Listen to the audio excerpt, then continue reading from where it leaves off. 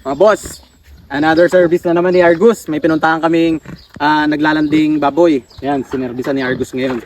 Pinulugan. So ngayon, kailangan na naman po natin mag-disinfect ng ating bulugan, ng ating barakong baboy at ang ating tricycle, pati ako.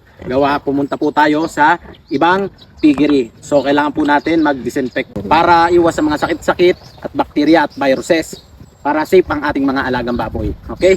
Ganito lang po yan guys. Ang gamit po natin ay ang ANK Envirolite Hypochlorous Acid. Yan. Ihahalo lang po natin guys. Ang ratio po nito, 1 litro pong Envirolite Hypochlorous Acid tsaka 4 liters po na tubig, plain water. Yan.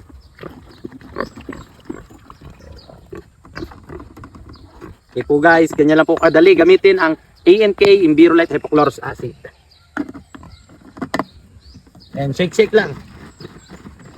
Tapos okay na po yung guys. Ganun lang po ka simple mag mix ng ating ANK. Yan. And guys, tayo po ay mag-spray na. Start na po. Ayan. Kung makikita nyo, pamis-mis lang po yan guys. Yan.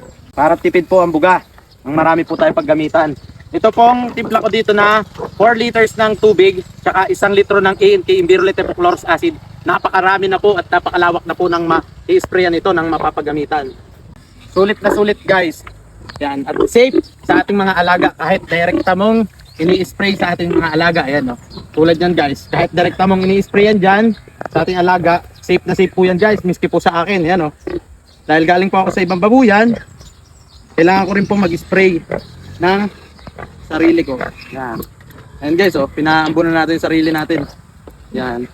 Para tagkal po talaga ang virus kung meron man yan. Lalo po ngayon, may nababalita na naman na ASF dito sa malapit sa amin. So kailangan ko po magdoble ingat sa aking paglabas ng aking mga alagang baboy at pagpunta sa mga ibang babuyan. Yan. Kailangan po natin kailangan po natin higpitan ang ating biosecurity. Yan. Kailangan po natin ng pinagkakatiwalaan disinfectant. Ito po ang ANK Envirolite Hypochlorous Acid. Gusto nyo po nito guys, nandiyan lang po sa comment section ng link at click the yellow basket. Okay? And guys, bababa na si Argus at babalik na po ito sa kanyang kulungan.